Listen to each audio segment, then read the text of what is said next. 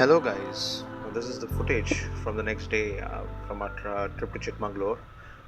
You might have seen the previous video where we were actually doing a hill climb in the night in really crazy conditions. Basically, we had tons of fog, poor visibility. But the next day, it seemed to have become better to an extent because it wasn't that cold in the morning and there wasn't a lot of fog, at least in the places where we were starting from, which is basically one of the resorts. So we decided to go to a lake that we had visited the previous time.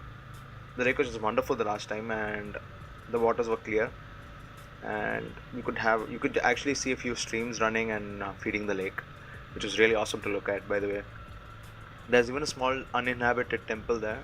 It's supposed to be having a lot of devotees during the festive season, but unfortunately at this point of time it's not exactly a temple but rather just an enclosure with Lord Shiva. I think, not exactly sure which god that was, because I remember seeing what looked like a trishul over there. So so this time we had decided to go and see how it actually looked during the winter season. I mean, it's pretty cold now, not exactly winter but it's like winter there. Heavy rains and a lot of fog, which really hampered visibility during the previous day.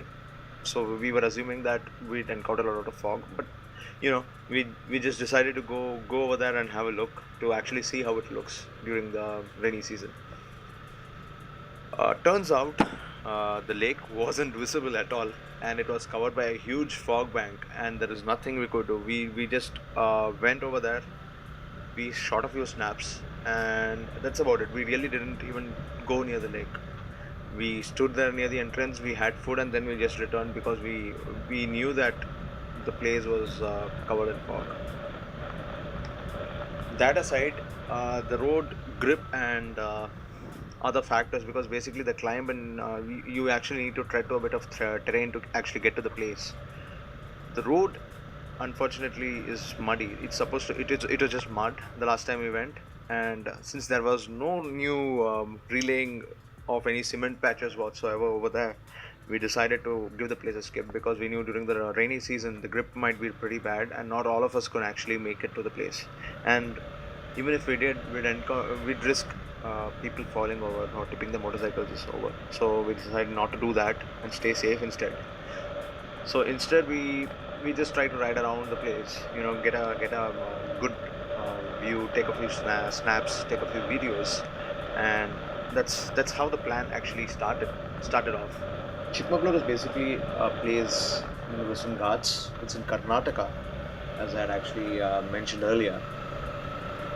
We had actually decided to go by road on our motorcycles, and there are people who are coming by car. Remember that really big cars, they'll have a tough time negotiating the terrain. Smaller cars are better, definitely better, because the inclines aren't that much. But there are a few places where you might scrape your underbelly of a car. But it's definitely better if you bring a small car. For example, cars like the Maruti Suzuki Dzire or the Vento, for example, they'll be fine.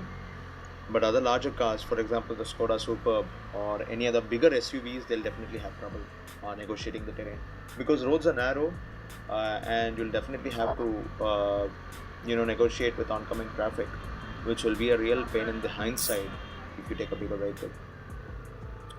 That aside, Chikmagalur is basically supposed to have been given as dowry to the younger daughter of Rukmangada, who was the chief of Sakrapatna.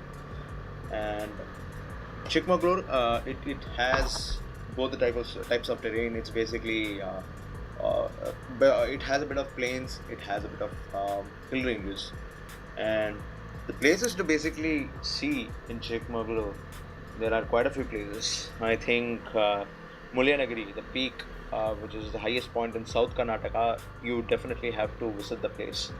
And then you have Hebe Falls, which is another attraction. You really need to see these two places by default if you go to Chikmagalur.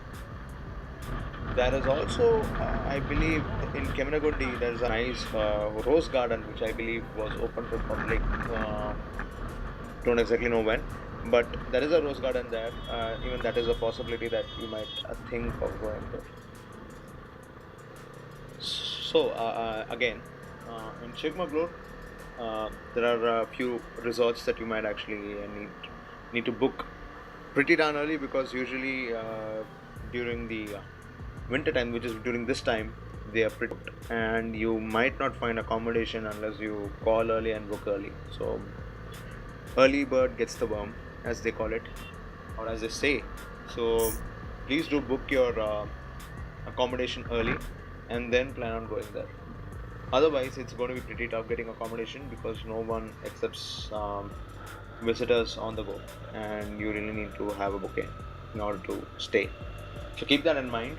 And the other part of the video, which is basically our return from Chikmagalur, where we commuted back to Chennai, that basically is in another video. So I hope to be able to share that footage also with you. And let's see, there is another upcoming trip which I'll talk about in a later video. Stay tuned for that, and please do like and subscribe if you find my videos good, and also leave comments and suggestions if possible. And stay safe, ride safe, take care, bye.